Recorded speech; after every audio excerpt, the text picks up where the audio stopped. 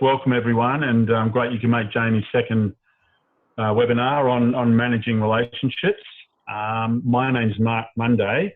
I'm in business development at Indigo Shire, and working with businesses within Indigo Shire, basically with the aim of building on ideas that you have, any plans and any issues or opportunities that you have, feeding that information back up into council, so we can work together to improve and create better business within the region. That's really important to us. A fairly new role and working with Guy Wilkinson. So we've got lots of work to do and really appreciate your feedback. So I'll just give you a brief rundown on Jamie, who's about to facilitate the workshop. Jamie's a business coach and founder of Sales Up Business Coaching. He's the author of Jumping Off the Hamster Wheel, which is a book he's written and is available at the Beechworth bookshop. He also regularly features in media outlets such as Kosh's Business Builders, Dynamic Business, Channel 9, Triple N, The Border. So well sought after as a deliverer of keynotes and commentary to a variety of industries. Jamie also does one-on-one mentoring across the globe with officers, but Jamie will go into that. So we're lucky to have Jamie deliver the three seminars. One we had on Monday, this is the second one, and certainly there's one on Friday as well if you haven't already registered, or if you've got some other business associates you'd like to talk to and register, get them to register. That's on Friday at the same time, again through Eventbrite.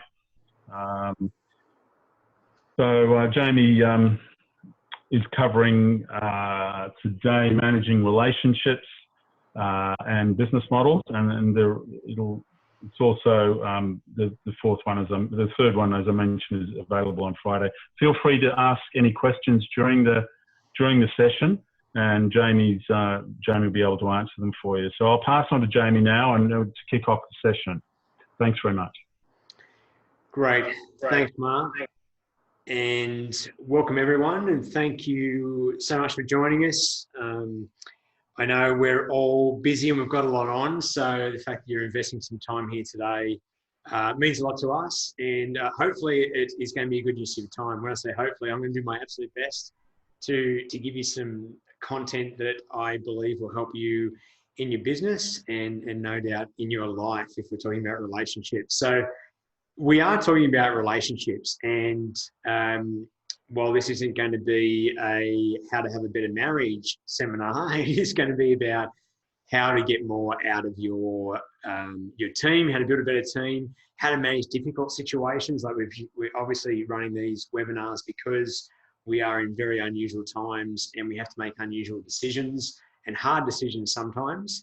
Sometimes we have to have difficult conversations, either with employees, with suppliers, with lenders, whatever it may be. So what we're going to cover today is certainly we're going to touch on those things, and possibly you've done a lot of that already, or maybe not. But there is going to be a lot of uncertainty still moving forward in terms of what it's going to look like as we come out of this thing.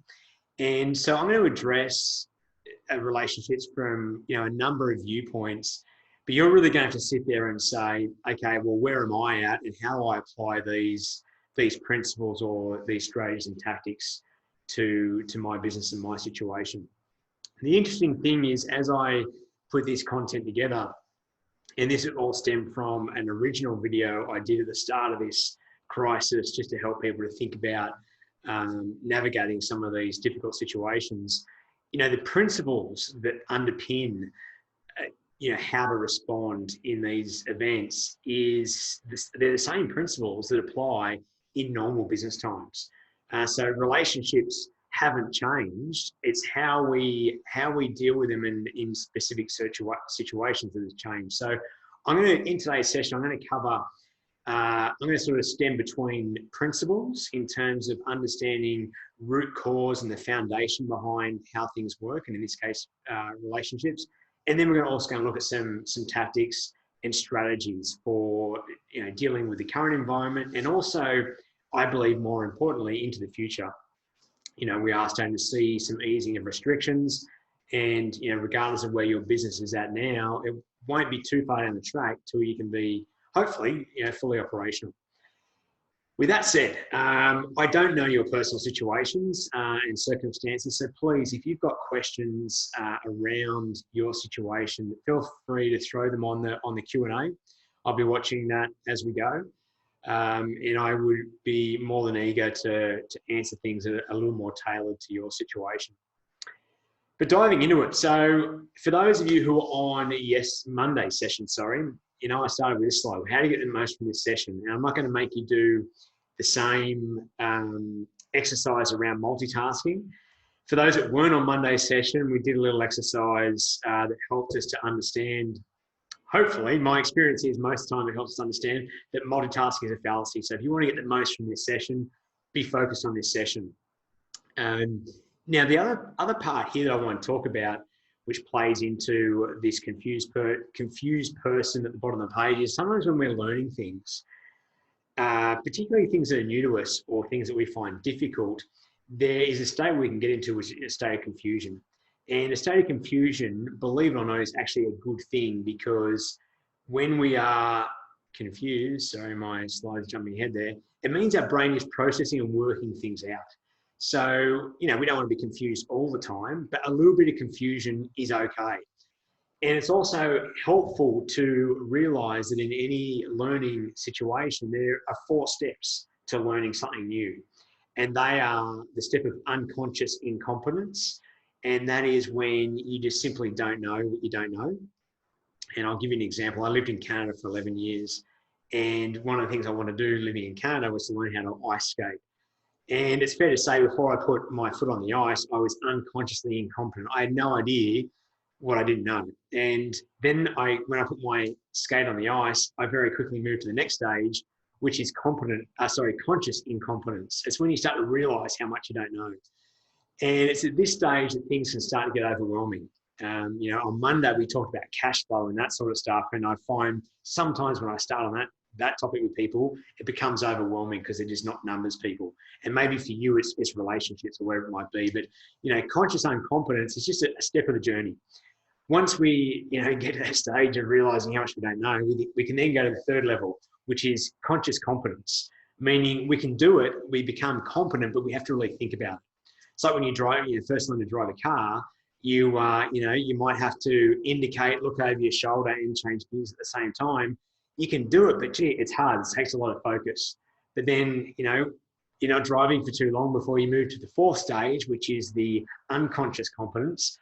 And all of a sudden, we're doing all those things while we're changing the radio station, talking on the phone, and, telling the kids to be quiet in the back seat. And we get to where we're going, we don't even know how we got there. So that's, the unconscious competence. But the great thing about those 4 steps to learning is that once you get to the unconscious competence, that 4th level, you then realize there's another level.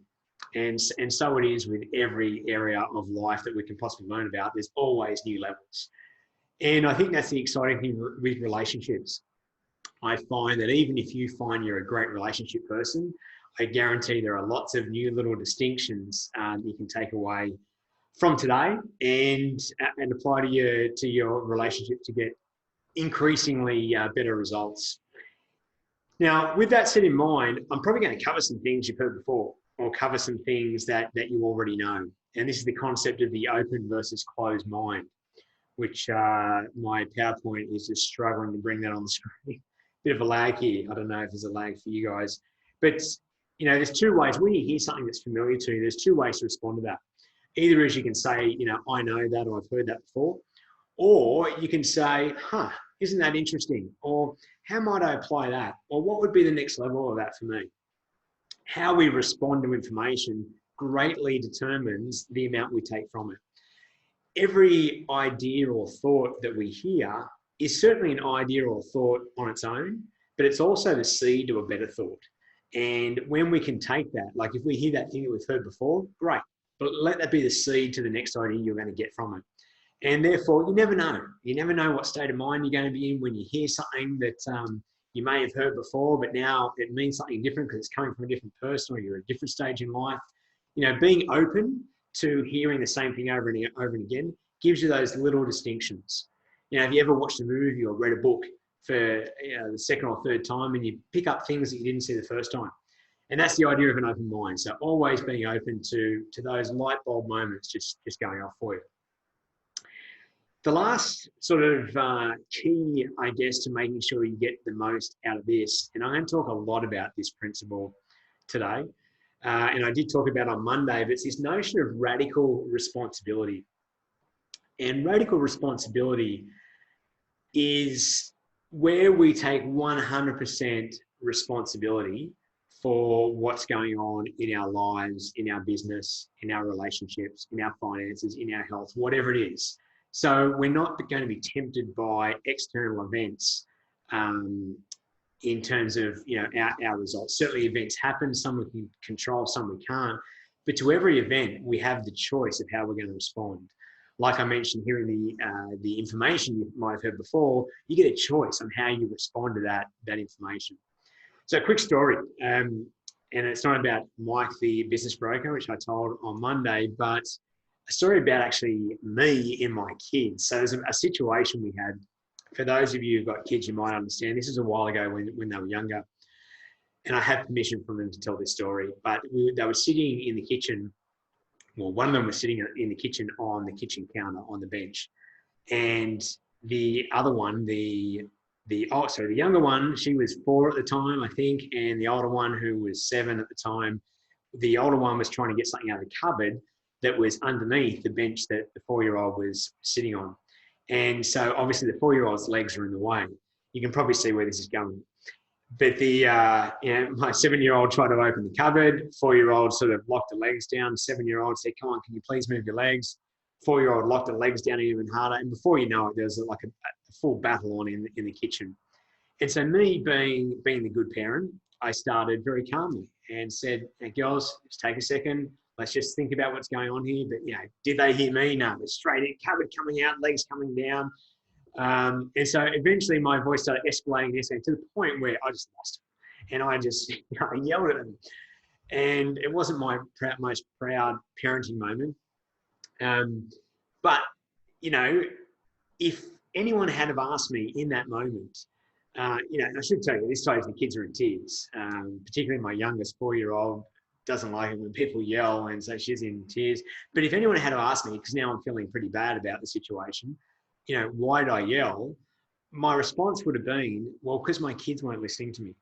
I tried to be calm, but I had to yell. That would have been my internal language. I had to yell because this was going on. So I was projecting on the outside. It was because of the kids behind my choice. But really, I still had lots of other choices of things I could have done if I was in the state of mind to be able to think about it. But this is just a simple example.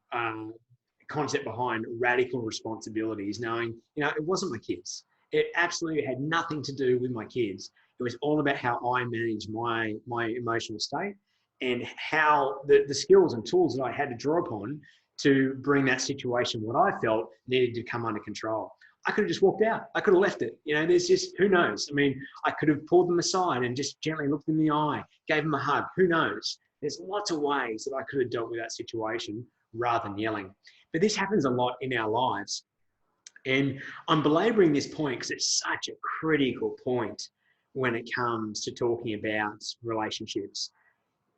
It comes that, we all have to sit there and say, what's going on in my life and my relationships is 100% because of me.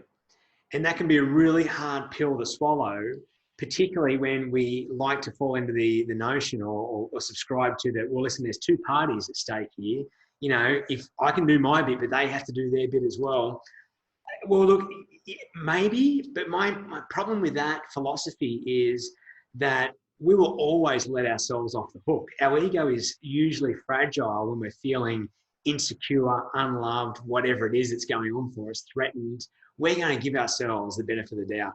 So I want to take that tendency off the table and say, it's not, because there's always, even if the other person, and I'm going to give some stories to you through this, even if the other person's behavior you don't think is appropriate or they're not stepping up to the level that they need to, there are still things that you can do, that I can do to help that person change their behavior. At the end of the day, you can't control other people, but you can influence them by what we do. But if we want to stand in there and have the viewpoint, listen, they have to come to the table, they're going to do their bit, they're going to, they, then we're putting the control over in the other camp rather than taking the control from ourselves. And the truly hard part of that is that it's damn hard to do.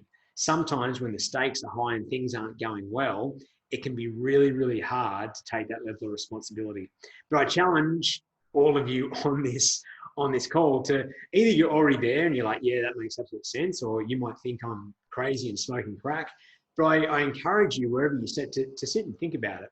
Reflect on some of the events that you've had or you've got coming up, and just really look at yourself closely and explore all the options. Some of them might be very unsavory, you know, you might not want to do there. Some of it might really involve, you know, swallowing your ego and you know, being a little more humble.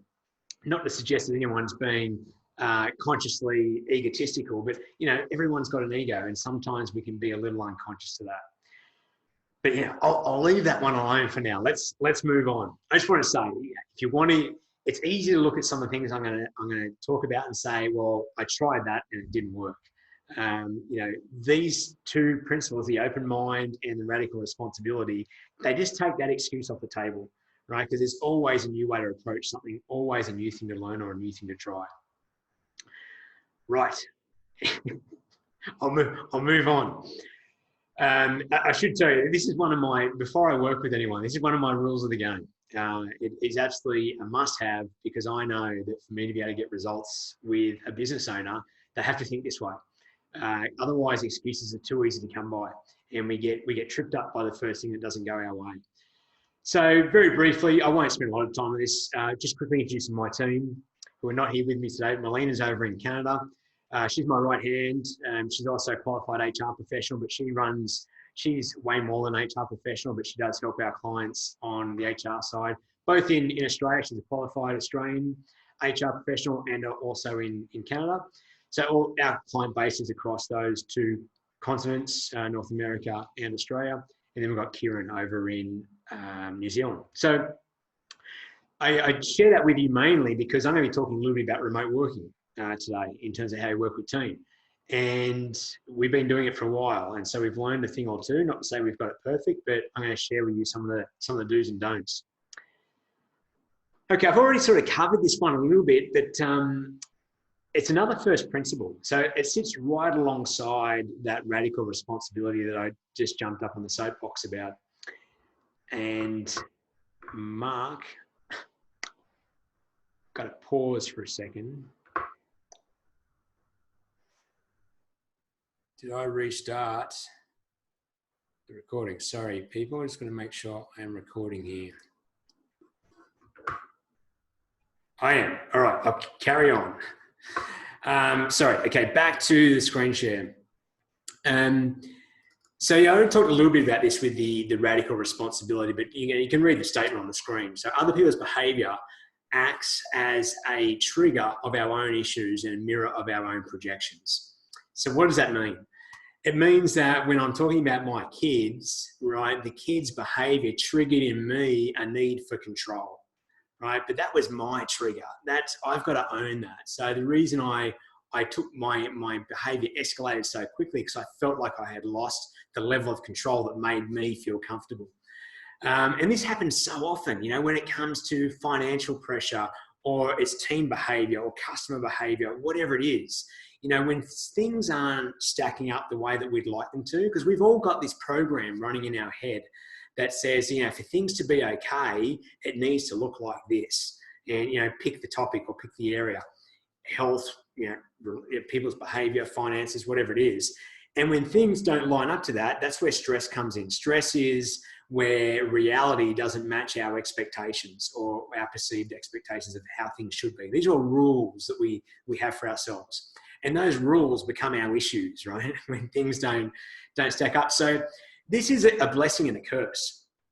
And, you know, this feeds right back into radical responsibility because sometimes it's hard to know, well, okay, if it's up to me, then what do I need to do differently? Well, this slide shows you that the world is telling you where you can improve and get better. Right? Where you lose control, or where you don't respond well, or where you start to get really uncomfortable, that's an area to grow. That's an area to improve. So you see these little triggers and these little mirrors that are pointing back at you and saying, okay, this one here is not comfortable. This isn't going the way you wanted to. Why is that? And so it can be just little reflection points. But I say that because there's two ways to use this. One is, okay, I'm getting the signal of where I need to change, or where I need to be a little more adaptable, or where I need to unpack, one of my issues, get on the couch with a therapist maybe.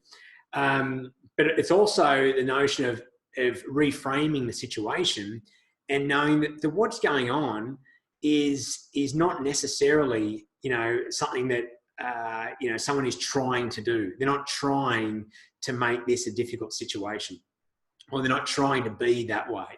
It's more about how we're seeing it. It's the lens. And when we can see that, it just helps us bring down a bit of judgment, and we can sort of see the situation a little more objectively. So in any relationship, we always want to start with us. We always want to start with us. And I'm not suggesting for a second that, anyone gets to the point where they're completely clear and don't have any projections or judgments or anything like that. I'm not sure what that is in terms of an achievable goal. It's beyond my scope of expertise. But just knowing that sort of takes a bit of the pressure off and helps you reframe things where you can be in a state of mind that's a little more helpful. So with that, let's jump into, for those who are on Monday's session, I talked a little bit about beliefs. So I'm going to run through the same exercise, but different topics. So what I want you to do, you need a pen and paper. Pen and paper. Hopefully you got one of those. Run that through. So take a moment and write down the first three words to come to mind when I throw the following words up. And you want to do this as quickly as possible. Don't sit and think about it. Just whatever first comes to mind. So first word is employees. First three words that come to mind when I say employees.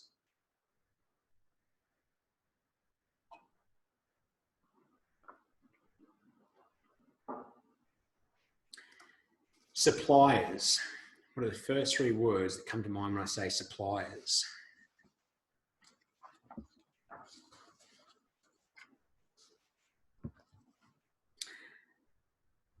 Next one, lenders.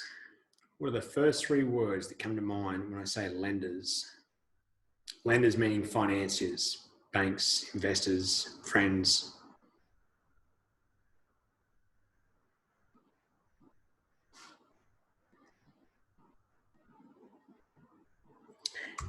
And next one, negotiating. What three words come to mind when I say negotiating?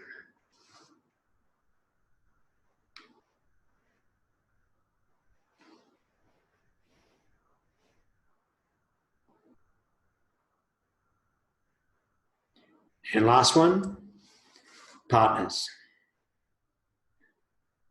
What three words come to mind when I say partners?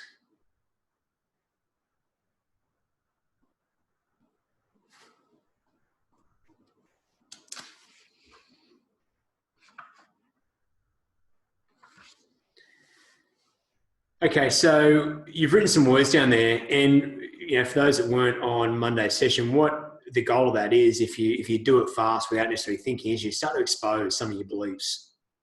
And it's our beliefs about things that provide the lens, or give the colouring, if you like, to the world. And certainly that's absolutely appropriate in relationships.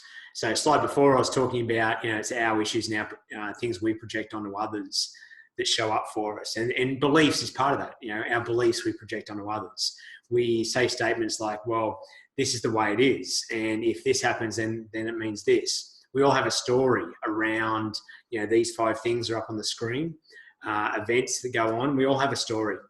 And understanding that it is a story, and these beliefs that we've got are things that we've created, either through, people we've been around, what we've been taught by others. But odds are, if we got everyone together here on the webinar and we got everyone to share what they'd written down for these 5 things, there'd be some similarities, but there'd be differences also. And okay, how can there be differences? Surely my beliefs are right. Well, Not necessarily. And so the purpose of this exercise is to help you, or hopefully open up the scope to help us to see that not all beliefs are helpful and beliefs are optional. So if we've got a belief that we can look at and say, gee, I'm not sure if that one's helping, let's say negotiating. Let's say you wrote down uncomfortable or loser or something, like that. That would be in the back of your mind when you're now going to the negotiating table. It's probably not helping you to be a great negotiator and get the outcomes you need, or outcomes that are win-win for both parties. You might be taking less than, or you might be fearful about asking for things. It's going to affect your behavior. So if you can identify any of the beliefs there that are not helpful, you have the choice. You can change them. Now, it's not always as simple as, okay, great, I'm going to throw that one out and put this one in. We have beliefs usually because of long periods of programming, and certainly we start to see evidence that supports our belief. And we get this confirmation bias that goes on. Evidence that comes in that contradicts a belief, we subconsciously discount or just don't see. We park that one off to the side, and things that support our belief, we go, see, I'm right. And that's the way beliefs get formed. So the first part is to really be aware that beliefs are optional. And then secondly, you got to start constantly looking for evidence to support a new belief. Usually that or some significant emotional event for you will also shift a belief. That's normally the harder path. Normally looking for the evidence to support a new belief is a better way to go. But simply being able to question your beliefs is so powerful, not just in relationships, but in all aspects of life and certainly business. Okay, so we're still talking here about principles, about first principles. And, I talk about first principles in my book, and someone said to me, Jamie, what do you mean by first principles? Well, first principles, by my definition, are things that just underpin, now that I've finished talking about beliefs, that underpin the way things work. They provide a framework that give you context or around situations, challenges, or problems, and it helps you think things through.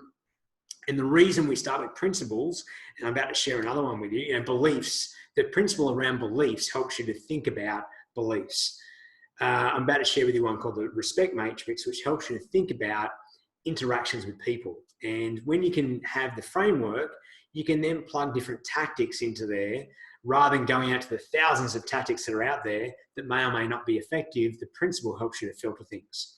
So gravity is a principle. It's just there, right? It affects so many things. If you're an engineer, you need to know about gravity. If you're going to start designing bridges, you wouldn't just go and start building bridges without understanding gravity. So that's an example. I hope that makes sense. So we're going to go to the flip chart here. I'm going to talk to you about the respect matrix. So the respect matrix says, if you can see that okay, it's as I said, a framework on how to think about interacting with people. So on one axis, we've got respect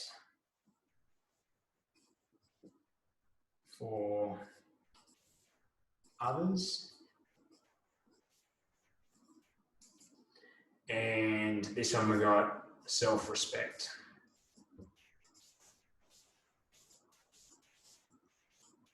Okay, these are two scales.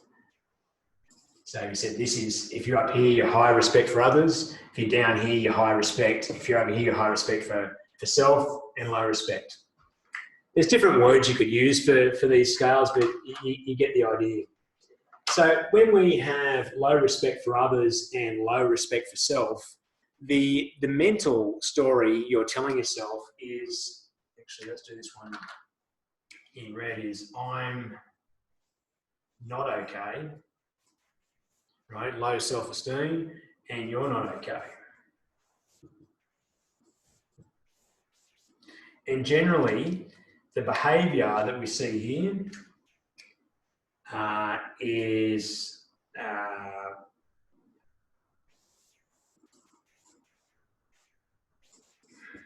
passive aggressive. Sorry, a few spelling issues. Passive aggressive type behavior, and we generally here come out with lose-lose type outcomes. Then we go to these two scales, which is using the same framework. Up the here, high respect for others and low respect for self. We have you're okay, I'm not okay, I'm not okay. And over here we've got the I'm okay, you're not okay, you're not okay. And the outcomes we get, well, the behavior we get here is aggressive. And the outcome we look for is win-lose. So this person wants to win and is willing for others to lose, and their behavior is more aggressive because they sort of think they're better than other people. And here we've got the opposite. We've got lose-win outcomes. And the behavior here is just passive. You know, there's another way to think about these people. And as I'm talking about this, I'm saying these people. The truth is, with all of these quadrants, we move around, you know, depending on how we're feeling at the moment or what the dynamic of the relationship is and how we think about the other person. But, you know, in a negotiating situation, to give you contrast, this person absolutely doesn't, you know, they just want winner takes all. This person gives up everything. Obviously, where we want to be is the last one. So we want to be here where we are, I'm okay, and you're okay. And this is the assertive person.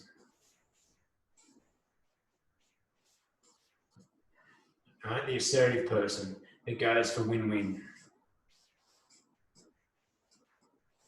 Now, I'm sure you've heard about win-win outcomes before, but you know, sometimes having this framework of state of mind is helpful. And in fact, I find it to be critical.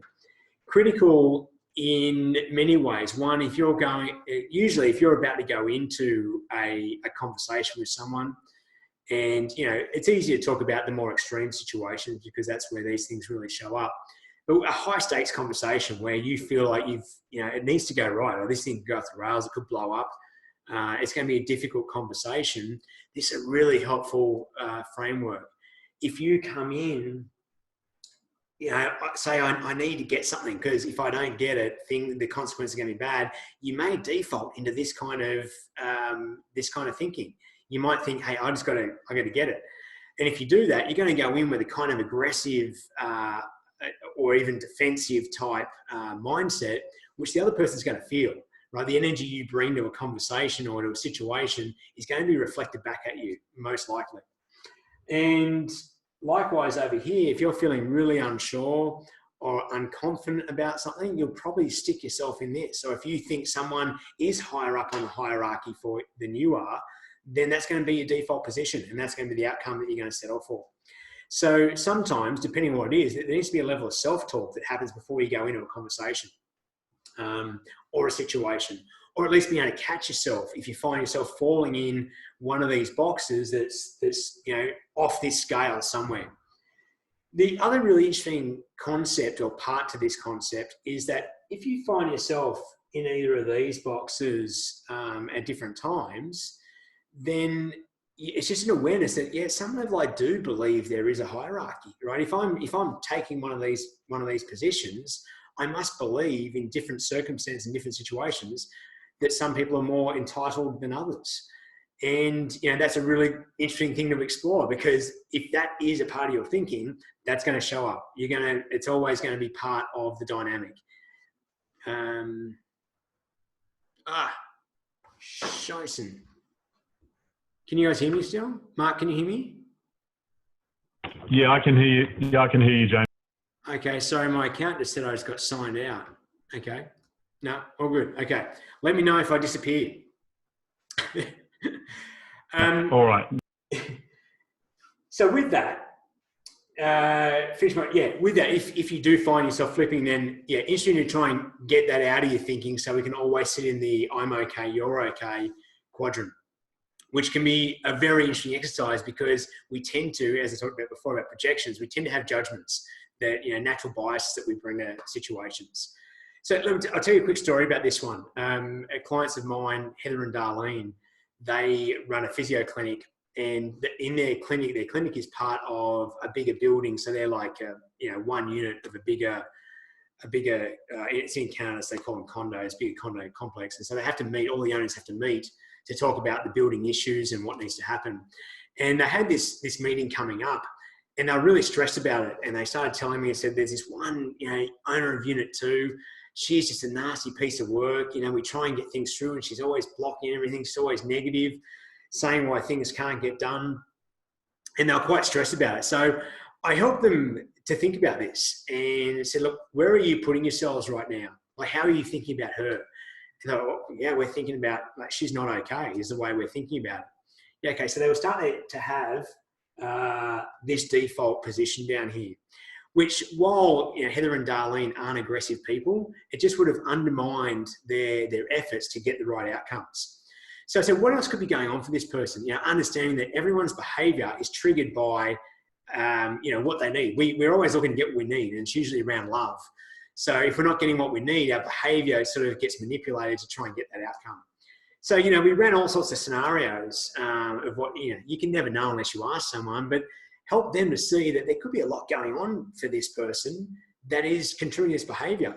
And one of the things we realised is she probably isn't getting what she needs. So I said, look, what if you guys went in and just gave her more care, showed her more respect, showed her that you care about what she wants?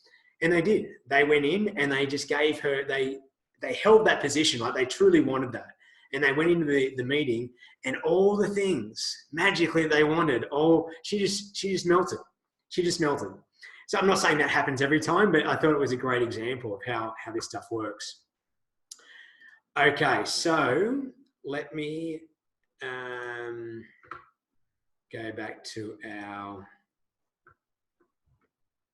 It's hilarious, Mark. I asked you to let me know if you can't see me, but you won't be able to let me know if you can't see me because I'll be gone.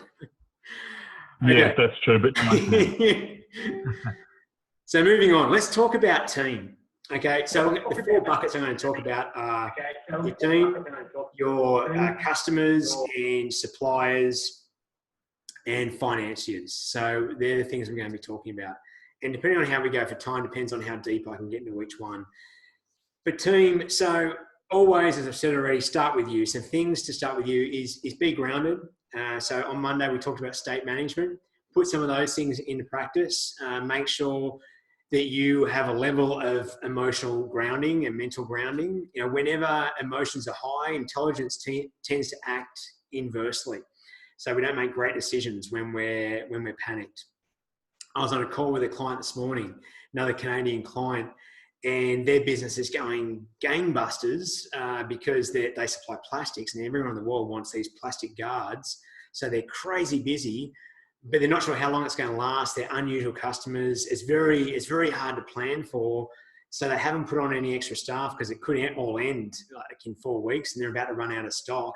And she's a single mum homeschooling a kid at the same time. So she's stressed out of her mind. And so on the call, we went through a few things just to get a little more grounded because she couldn't see the forest for the trees. So number one is be grounded. And part of doing that is to have a plan. On Monday, we talked about cash flow. That's probably one of the key ones is to have, and we're doing this with my client, is putting a couple of different scenarios in place so she can see what the future looks like, not long way into the future, but she can see what the next 3 to 4 months might look like given certain scenarios. And that's going to give her massive peace of mind. So do that, because as you're talking to people and you're trying to make decisions, you want to have a bit of a background, a backdrop that you can reference so you know that you're taking the action you need to, or you know what the outcome needs to look like given certain events that might happen. And if you haven't done a cash flow forecast so far in your business, I highly advocate doing one. If you weren't on Monday's session, Mark's about to put up the link to that recording and you have access to all those tools. So this one is also really important. A mark of good leadership is to be able to see reality for what it is. Like, let's not live in a state of delusion. but not see it worse than it is, and have the ability to see a bright future. Because when we are making decisions or influencing people, and we can talk about any number of different scenarios, the pessimist will never get the best outcome. The blind optimist won't get the right outcome either. It needs to be a viewpoint that's grounded in reality, but can see opportunity, and therefore we find opportunity. So that vision of what you might want, know what it looks like, at least roughly. You may not know how to get there, and that's fine. And don't be attached to any particular time frames, but just know that it's going to be better than what it is today. It's a really critical perspective to have.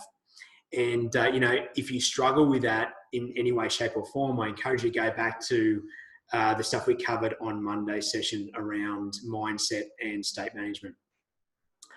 Okay, so let's look at some of the specifics, some of the tactics that we might want to dive into. Firstly, the team, you've probably already navigated this, but around a JobKeeper, the question is, okay, how long is it going to be around? So you've got decisions to make now about, okay, if we've got JobKeeper till, I think it's September, but then that's going to stop, where's my business going to be at that point? We want to do some thinking around that, and where's the economy going to be at? Odds are there is a level of uncertainty. So hence why on the previous slide, I say do that planning with various scenarios so that you can know, okay, if things don't go well after September, then, absolutely we're going to have to move some people on, or, no, we've got the capacity to weather this for, another 6 months or whatever it may be. Because there's all sorts of predictions out there on what the economy is going to do, but the truth is it's uncertain. So it's hard to be able to be absolutely clear on that one. But know your scenarios, and once you know your scenarios, you know what it looks like. Be open and honest. The people are usually afraid of saying, if you want to say something, I'm really unsure of what the future looks like. People are a little scared of saying that because they don't want people to feel insecure.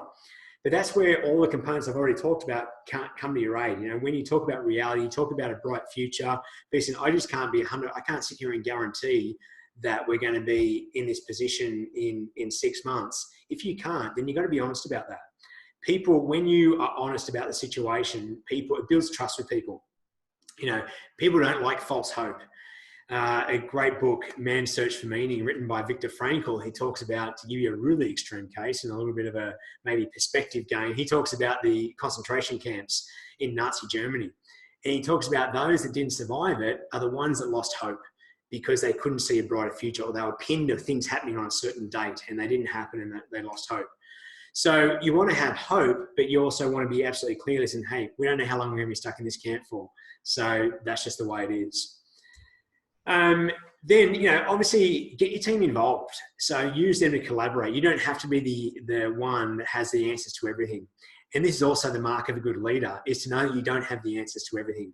Yeah, you've got to provide direction and got to be able to make decisions, but you can absolutely get the team involved. Use their brains, engage them. And we're going to talk a little more about how to build that culture within your team, but get them to help with the plan. Last point here on this slide, probably the uncomfortable one, but if you do need to let people go, and maybe you've already been in this position already, but you want to do it sooner rather than later. From a financial point of view, the survival of your business is the number one thing that has to override everything. Like if you just haven't got the capacity to keep people employed, then you've got to rethink, and we'll talk a bit about that on Friday's session about business models, but you've got to do what you need to do to be able to keep the business afloat, or at least keep yourself afloat financially. It's a real mixed bag how to view this one. If you've got the financial capability or the bench strength to be able to suffer losses for a while, and you really want to look after your people, you might choose to do that. I'm not here to give you advice on which way you should go or you shouldn't. But, when things pick up, you are going to need people if you've got people now. So, short-term thinking around saving a bit of cash is not always the best way, but, it's got to be taken in context of what your individual situation is and what your cash flow projections show. But I think, the most important point on that slide is the number 2, is to be honest and transparent with your team. Okay, now something a little more, what I think is actually very exciting. So we've all discovered that, well, I say we all, I'm hearing a lot of things from people who are discovering how much can get done without seeing people face to face.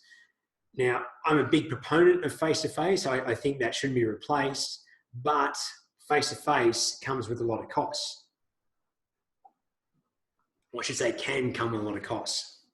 And costs, and I'm not talking about costs in terms of you've got to have somewhere for people to come and there's the travel costs, but there is also the cost of lifestyle for your team. If you've got work that can be done remotely, I'll tell you, Melina on my team is a great example of this. She left a very well-paying job with immense security to come and work for a very small business, which I know she's got a lot of certainty, but from her perspective, it might be a lot less security. But she works from home. She makes her own hours. I have no idea the hours that she works. I only judge her on the output of her work. And she gets to take kids to school. She gets to do things in her own time for the most part. Sometimes there are meetings and things that have to be done by, on a schedule. And every business is different here, I understand that. But the level of autonomy that she has in her role is immensely valuable to her. She can carve her life and her business together. She gets to design how they look. And when you can provide that opportunity for your team, it just ticks a massive box for a lot of people. Now, that's not always the case. Some people actually don't thrive in those environments. But it's an option that you should be very aware of. And, gone are the days where in the industrial age thinking of, okay, we need to have our people here. We need to work 9 to 5. We need to make sure no one's slacking off. We've got to keep a roster on this, that, and the other. Like when you can build the right culture and structure your roles and your infrastructure and have systems that support what I'm talking about, all that stuff can disappear and just take such a burden off the business. People should be working, employees and employers should be working together in partnership, all towards a common goal that gives everybody what they need. It's not this mindset of I'm employing you to do this job, be grateful for your job and, I'll pay you and you'll do your work and I'll review you and all that sort of stuff. There are components of that still are applicable for sure, but it's very old school thinking. And it's not as humans how we thrive. And as with everything that I say, there are exceptions. So I want to make sure I throw that caveat in there. So let's talking about working remote. So make sure you've got the right tools. Right tools, we're using one right now, video conferencing. You've got to be able to keep your work schedule, your operations, your project management all together somehow. You need a tool to be able to, this sort of goes in with the next one, the right systems. You need tools to be able to communicate because you can't just stick your head, next door or next desk or wherever it might be down the aisle and ask someone what's going on. So you need to have the right communication systems. So some that we use Slack, which is our banter, if you like, the everyday tight conversation. We use Trello, which is a fantastic tool. And I've got a video online about how to use Trello effectively for checklists. So it's a great project management tool, very open source. It can be free to use or you can upgrade to different features. So we use those two. We use email very rarely. Email is not a great tool for internal communication. That's where Slack replaces it. And then we've also got software, which is our CRM, where we run all our customer communications, and it runs a lot of our automation in how we do what we do. They're the main ones. And another key one is Zapier. Zapier is not so much a tool for communicating or project managing or remote working, but with all this cloud-based software, Zapier is a tool that helps connect them all. So, it takes information from one and plugs in the other on an automated basis. I tell you this stuff, not because you should jump out and start using it all, but maybe you will, but to let you know the infrastructure is all there. The infrastructure is all there. And, there are experts out there that can guide you on exactly what system is going to be best for you. But just don't be limited by thinking, hey, I need to be here. Someone needs to be here because the files are there or whatever it may be. Obviously, if you've got a business where people that need to be there physically serving people, yeah, probably. But things like taking bookings, all that sort of stuff, can happen 100% remotely. And for that matter, not that I'm a fan of getting jobs out of Australia, but, offshoring some low value tasks to people that can do it a lot more effectively is absolutely an option. The other really key point is to make sure you've got a meeting rhythm. So, most businesses I interact with we start don't have a meeting rhythm at all, which even if you are physically present in a business, I'm a huge advocate of a meeting rhythm. Meeting rhythm brings structure to communication and make sure that you run through the right things and things don't fall through the cracks. So with remote, that becomes increasingly important that you've got that check-in and making sure the IT systems are supplemented with the in-person meetings. And Zoom's obviously a good one for doing that. The big benefit for me is it breaks this, and hopefully, those on the call, if you haven't done remote and you've just had your first foray into it through COVID, you discover that I don't know when they're working and I can't control it. So you start to let go of that need to control over time. Are they putting in the right amount of hours? Because let's be honest, hours have no value. It's about the output in those hours. Unless you are serving customers, right? You're physically there serving customers and someone has to be there to be able to serve customers. And obviously the time is important. But there are a lot of roles within the business where time is irrelevant. So where you can break down the roles within your business to be able to be more results oriented versus time oriented. And the last one here is the social aspect. So one of the big things that gets lost with remote working is the social connection. So a lot of people thrive on that at work. And so if you are moving to remote, make sure you supplement that. There are people that just can't do it. Like, I need to be somewhere, or I've got too much distraction at home, or, I miss the interaction. So know when it's going to work and when it's not. If you're hiring for a role that's going to be remote, be very explicit, or have in your hiring process a way of sort of determining someone's suitability to that kind of environment. I'm going to move on from remote, and there is a great book out there called Remote that's written by, the name escapes me, but the founders of Basecamp, which is a project management software. Again, some businesses, this stuff is easier to do than others, but there's some great examples, lessons learned in that book if someone wants to go further down this path. So let's jump into, we've got a bit more to cover. So I want to jump into just one last thing on team. And when we work with clients, there's a framework that we walk them through. In fact, same framework that's in the books. Everything I'm talking about, if you want more detail on this, feel free to grab a copy of that from Diane at the bookstore. But if you want to build a winning team, there's 4 key things that we need to look at. Number one is be as much as you can purpose-driven. Purpose-driven, again, moves us away from that industrial age of, hey, you've got a job, I'm going to pay you. People just turning up to do the required amount and collect a paycheck. When we do that, we get someone's head, but we don't get their heart. And it's the heart that brings the real energy to a role. So there's more than just the purpose of the business that encompasses the heart for your team. But, having a purpose is a great start. So you might say, well, Jamie, what is a purpose? A purpose is simply, think about it this way. What hole would be left in the marketplace if your business didn't exist? So what do you do for your customers? Like, what's the result you give to them? How do you make their lives better or easier? That gives you an insight into your purpose. So we're not just here to make coffee, or we're not just here to provide some accommodation. We're here to give people an experience, or we're here to give people just that 15-minute glimmer of hope in their day, to just put that smile on their dial, And when people can think about it through that perspective, putting a smile on people's face versus making coffee, right? That's different. That's a different lens to walk through. And, that comes into the next one, which is around playing rules. When you've got playing rules is a fancy way. I had to get all these to start with P, so I had to come up with P words. So playing rules, bit of a play on sports theme, but essentially the values of your organization.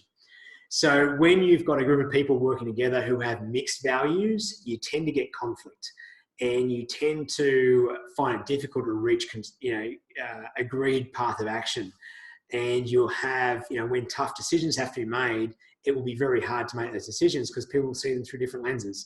values are another thing that make up how we see the world. Now, we've all got long lists of values and there's a priority to them, but there's going to be a couple of values that just describe, or what's the word I'm trying to think of? They just articulate your DNA. If you can have 3 to 5 of those, no more than 5, because you want these things to be just people know them. They don't have to go to the binder or read them off a wall. They just know what they are. And so these are something that come from you and your best people. Like you espouse these values, and it comes through in everything that you do. It just shapes who the business is. When you get clear on that and you recruit based on that, and you hold that within your team and remind people of it, and just make that sort of your marching orders, your code of ethics, very powerful. It's a very powerful binding force within a team. So these 2 elements are really how to unlock the heart of your people. And it's where you start getting people stepping up and going way beyond what the job description asks for. And it just becomes easy. Like the 2 biggest stresses in business are generally money and people. And the money part we covered partly on Monday. And this is part of the people. If you don't have people stress, your life becomes a lot easier. Your team will either massively amplify your business, or they'll be an anchor. And I should say, it's not your people, right? It's you as the leader. That's why the last one says leadership. So you as the leader have to do all these things. You have to create this environment. Number 3 is having a plan and progress. So I talked before about having the vision, ideally have a plan that backs that, and enrolling people in that plan, right? And giving people feedback. So part of that plan will be being clear on the roles and what the expectations and accountabilities are of everyone's role, and giving people feedback. So how am I doing? This is a whole nother topic, but I just want to skirt over these points so you can just sort of raise your awareness, or realize, that's somewhere we need to focus a little more. And the last one, player selection. Obviously, this is recruitment. Really critical step for particularly small businesses. Small businesses are the ones who, like, if you've got, say there's 2 of you now in your organization, when you hire that 3rd person, they're going to make up a 1/3 of your workforce. So they're going to be doing, to keep it simple, a 1/3 of the work. They're going to bring a 1/3 of the emotional energy to the workplace. Pretty important to get that right. As small businesses, we can't afford to screw up hiring. Yet it's something that happens at the last minute, because we're juggling so many things. There's so many things to do. And so it's like, we need someone here. My neighbour's dog walker is looking for work. Let's get him in. Right, bring him in. Look at their resume. Bring us some references. If you want to hear more about a good hiring system, grab the book. It's all in there. You can download all the tools for free. So be very selective about who you're looking for, because that team, when you get that team right, it helps your business to thrive.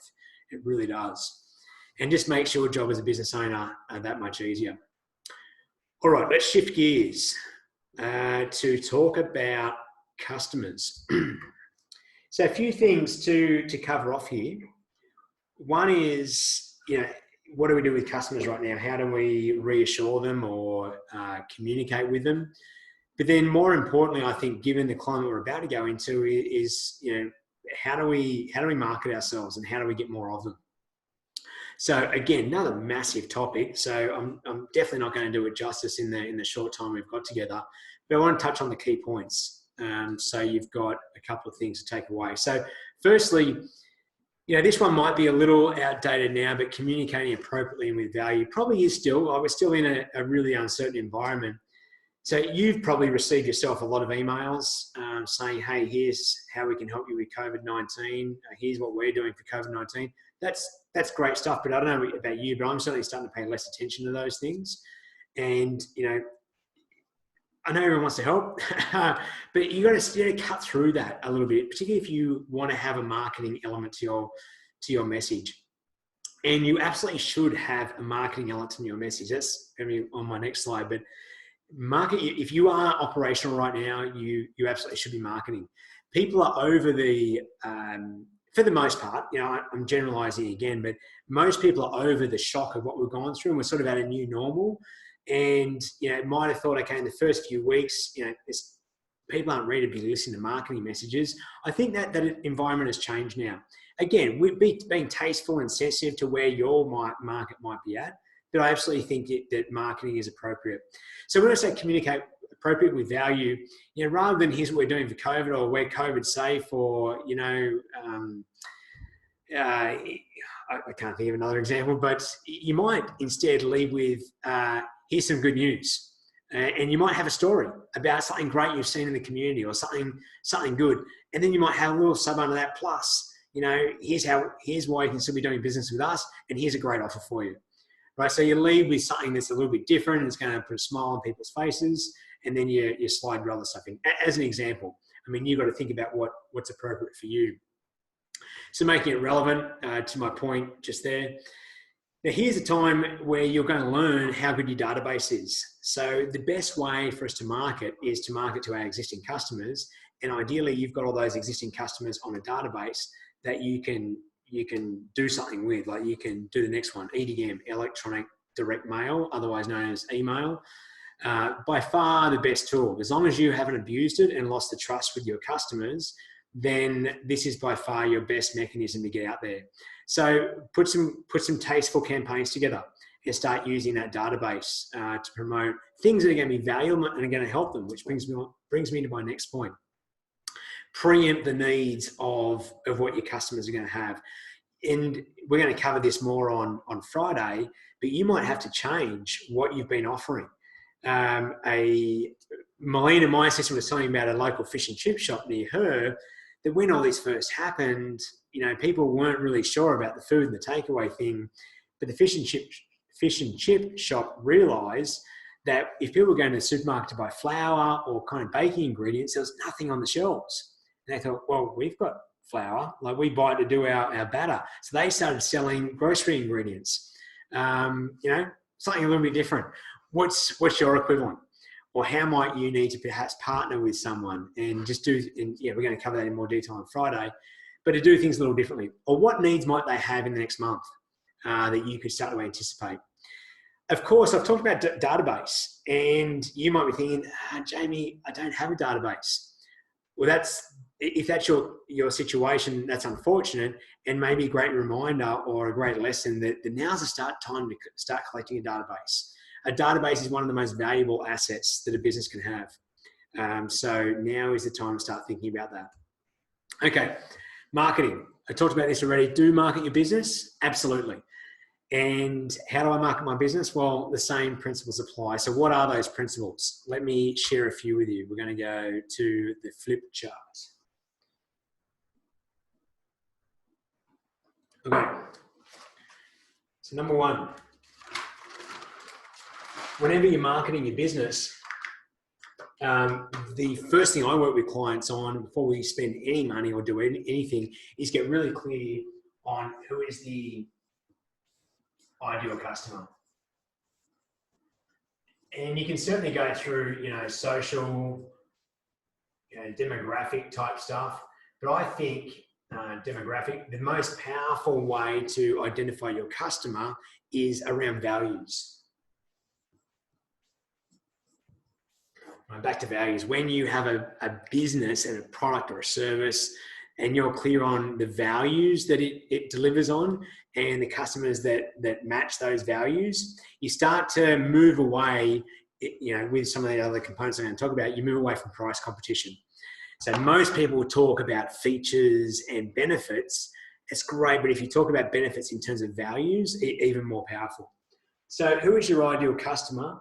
Because your ideal customer, and you might have 1 to 3 different types of ideal customers. So you think about what that profile, that avatar might look like. And then relative to the competitors in your industry, what makes you different? Your uniqueness.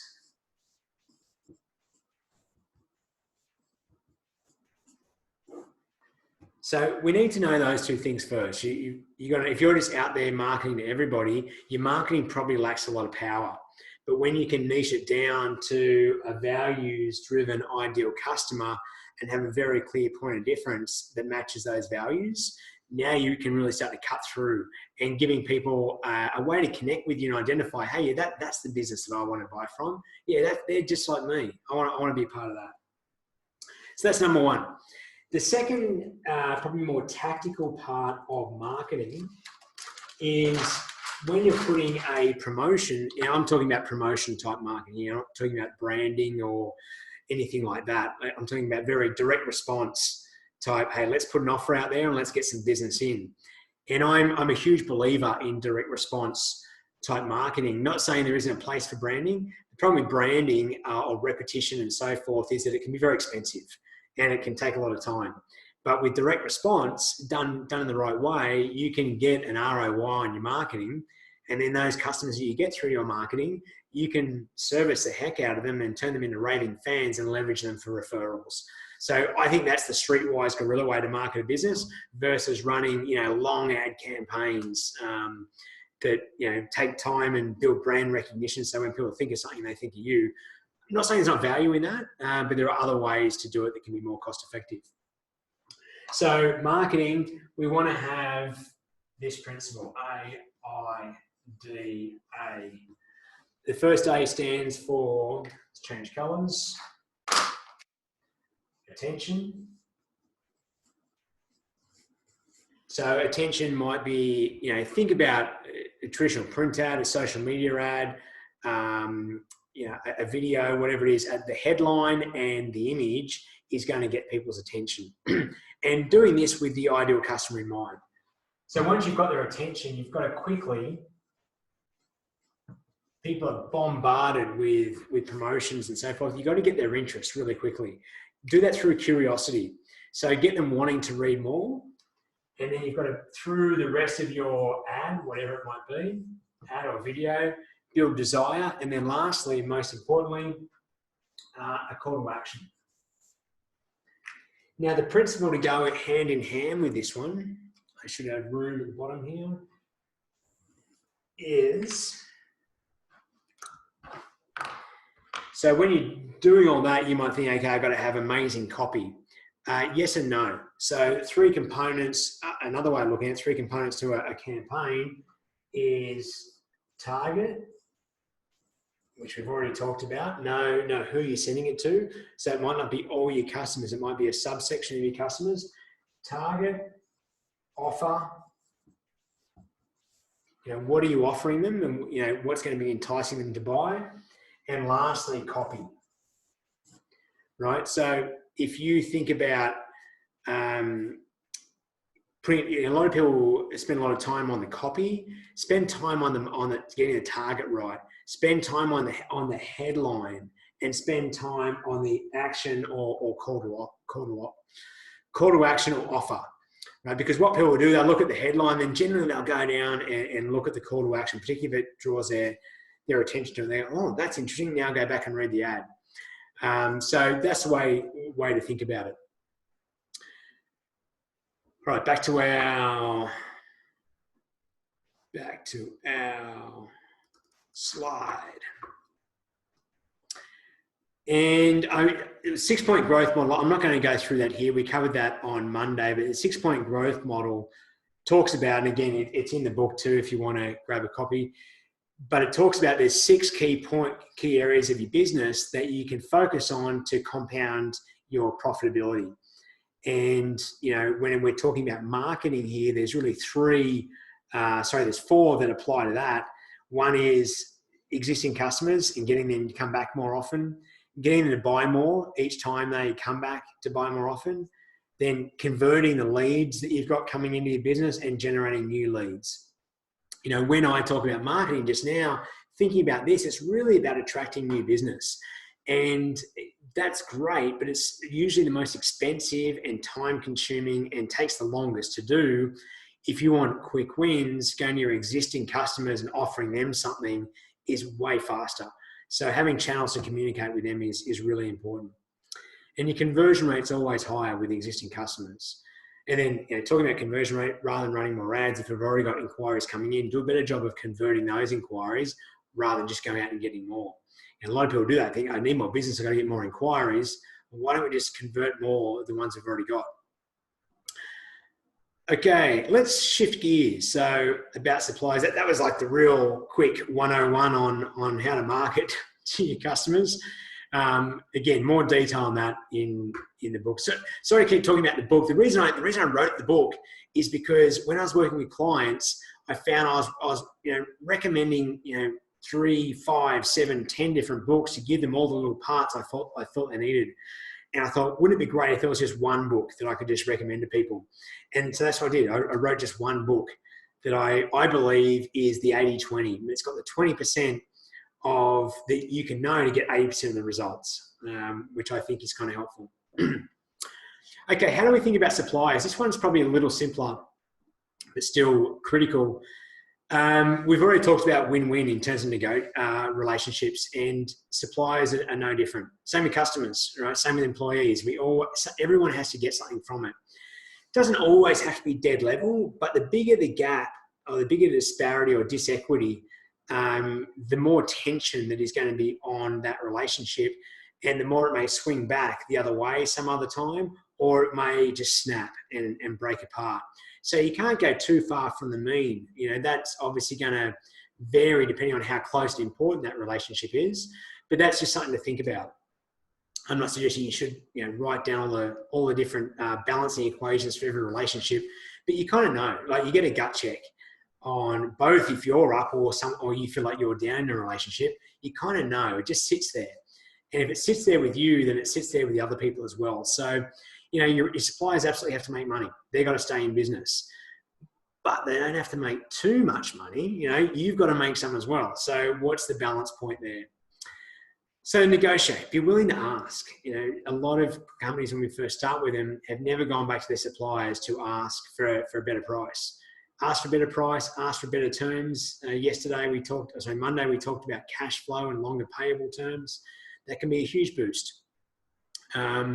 So asking what you need. Again, be curious and inquire.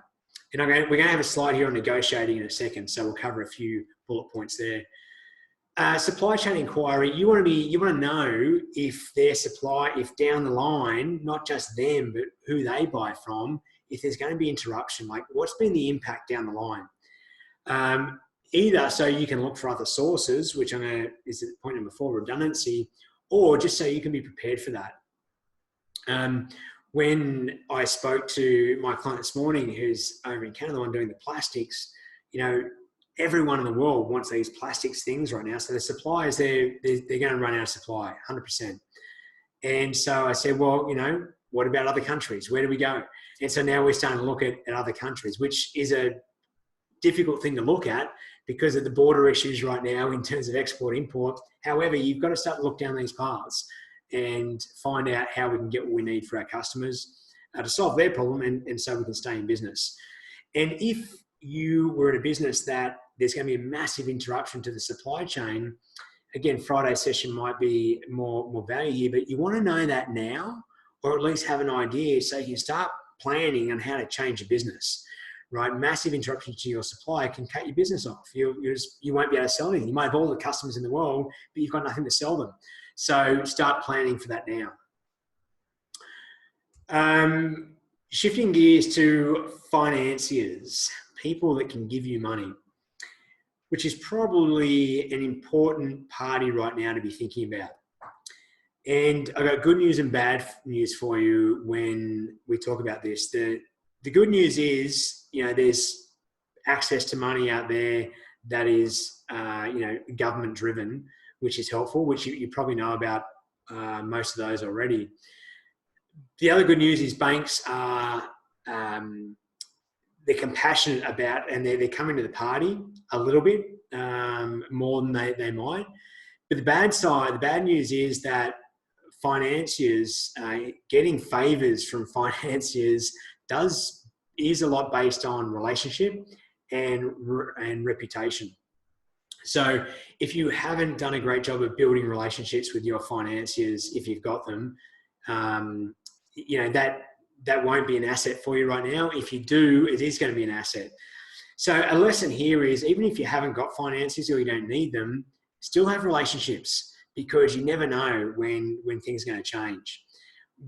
some of the people that will do best in this situation, those with the widest networks. So always be well networked. Don't stay in your own little bubble and think, everything's going fine. We're great. We don't need anyone. Even if you don't have a need for something, just have a network, because you never know when either you might be able to help someone or when they can help you. So we're talking about banks here. We're talking about investors, and the 3 Fs. They call it in financing circles. The 3 Fs are the friends, family, and fools. These are, and the one that's missing is obviously grants, government money. So the government side, explore all of that. And if you don't know about those, there's tons of information out there. If you are confused about it, talk to your accountant or your financial advisor. They can definitely give you more details on what's appropriate for you. But tap all that stuff. Where you've got loans or debt you're servicing right now, look to see if you can go interest only. Banks are willing to forgive repayments right now, or repayment holidays. And it doesn't look, again, take all this advice as general, get your own advice and make sure you're finding out what's relevant to you. But from my experience, banks aren't marking credit scores or affecting your credit rating by asking for those repayment holidays. But make no mistake, the interest still accrues and the holiday will end. So you want to make all these decisions in line of the forecasting that we've already talked about in terms of cash flow and what the needs are. But likewise, always ask what you want, right? Know what you want and what's going to be helpful. And, I've got investors down there. Investors might be something you've never thought about before. You might be a very traditional minded person who thinks that, the banks are what we go to. And banks are great, but they're only one type of lender. And they've usually got very strict covenants on what they will and won't lend on. Friends, family, and fools runs out sooner or later. So, and that can still be a fair avenue depending on your situation.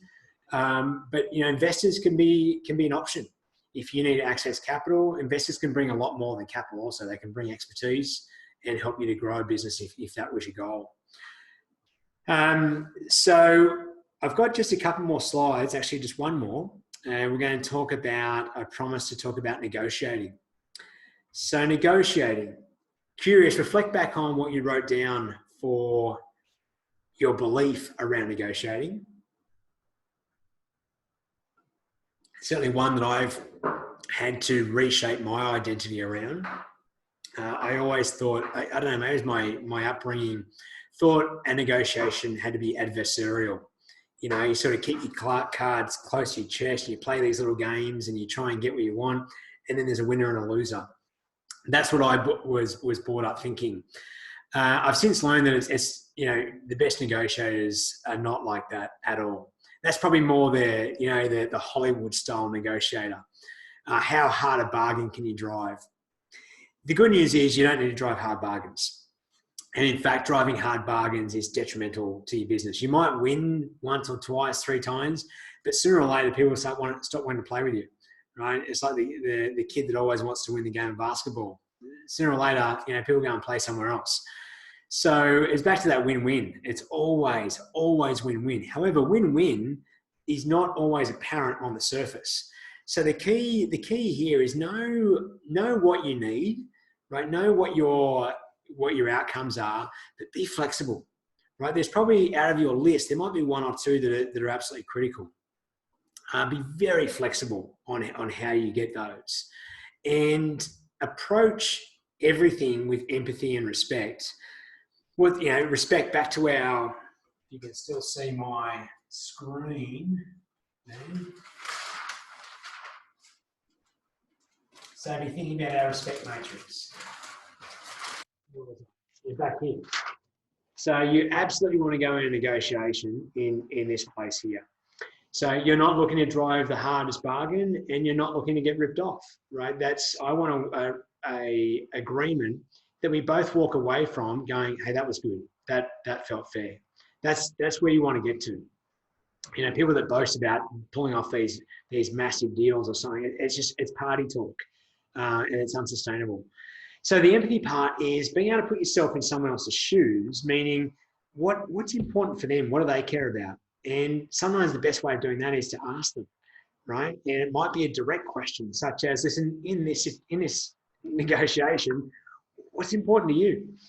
they may be guarded. They may be the old school of thinking like I was, and they may not tell you that. So you can dig it in different ways. You might make a few assumptions. Look, it sounds like the repayment terms here are really important to you. You know, can you tell me more about that?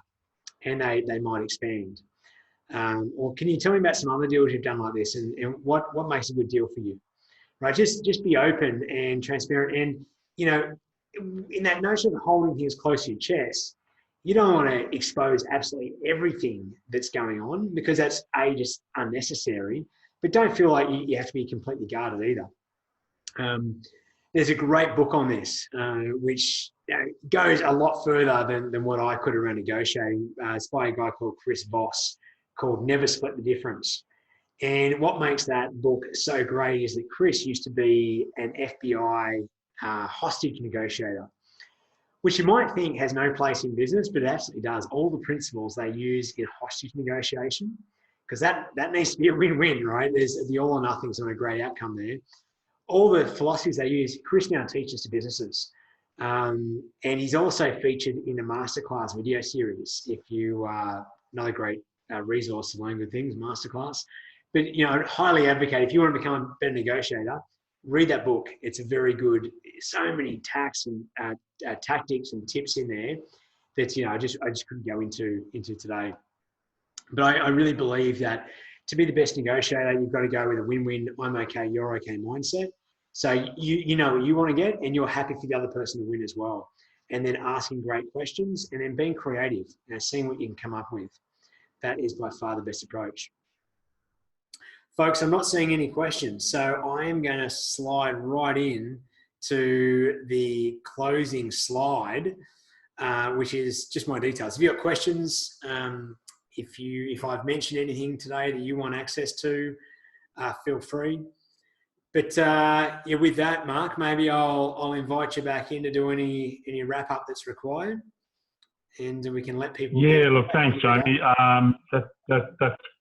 Thanks very much, mate. That's great stuff, and thanks to the attendees, Anne, Eva, Kylie, Penny, and Sue. That's great to see on board. And I noticed quite a number of you are also joining us on Friday, which is good. But no, look, thanks very much, Jamie. That was terrific. And look, if anyone's got any questions, perhaps you don't want to field them right here, but feel free to send them through either to myself or directly to Jamie. Very happy to. I'll certainly be passing them on to Jamie, but happy to make sure you get an answer on them. All right. Thanks very much, Jamie. And look, welcome everyone on Friday, and tell some business colleagues that it's on, and to register on Eventbrite, and we'll look forward to seeing you then. Great. Thanks, Mark, and thanks, everyone. And the rest of your day, make it a great day. See you later. Thanks very much.